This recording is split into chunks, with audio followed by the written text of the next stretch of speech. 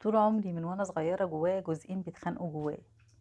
جزء بيشدني ناحيته شوية، جزء يشدني ناحيته شوية، وانا في خناقة دايرة على طول جوايا. جزء فيهم الجزء البراجماتي البروفيشنال اللوجيكال، جزء تاني جزء الحساس الحالم الفنان اللي جوايا.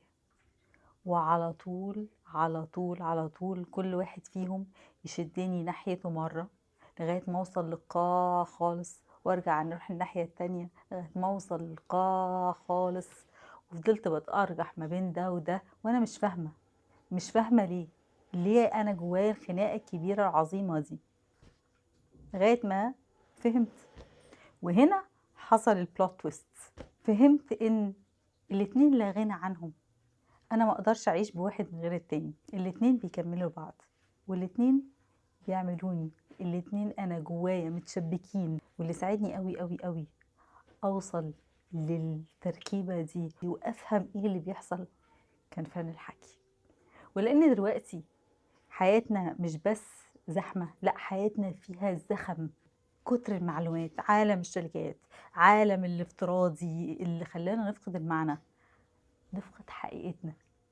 واكتشفت حقيقتي، حقيقة البنت اللي لقت صوتها في وسط الزخم ده مش مجرد تجربة شخصية، ده كان تدريب عملي شاق.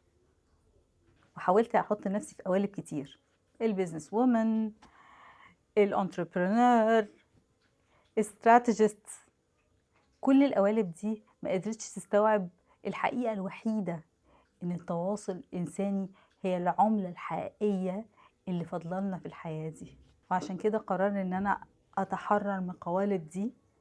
ما كانش قرار سهل بس كان ضروري اني اتقبل وكمان اشتغل على هويتي الجديدة. انا حنان الحكواتية.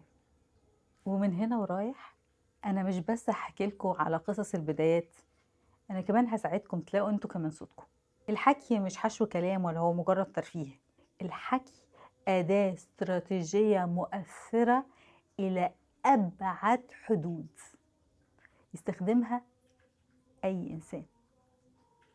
وبما إننا داخلين على رمضان فمفيش أنسب من الوقت ده إن احنا نبتدي مع بعض. بما إن رمضان هو الشهر اللي كل الماسكات بتقع فيه، اللي بنرجع لأصلنا وأساسنا، هبدأ معاكم كامبين جديدة اسمها رمضان حكايات تتعيش.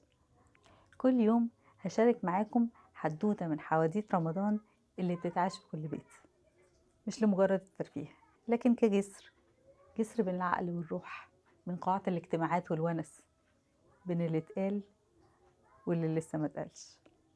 يلا بينا نبدأ فصل جديد مع بعض. مين جاهز؟ سلام.